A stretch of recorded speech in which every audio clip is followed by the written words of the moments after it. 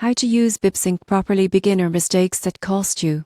Bipsync is a research management platform used by investment teams to capture insights, track data, and share knowledge efficiently. But most new users treat it like a simple note-taking app and miss out on its true power. Here's how to use Bipsync properly and the beginner mistakes that cost you. The first mistake is not setting up your taxonomy correctly. Bipsync organizes data by tags, themes, and entities. If you don't create consistent categories early on, your notes and reports will get messy fast. Define your structure like company names, sectors, and investment themes before you start adding content. Next, don't skip integrations.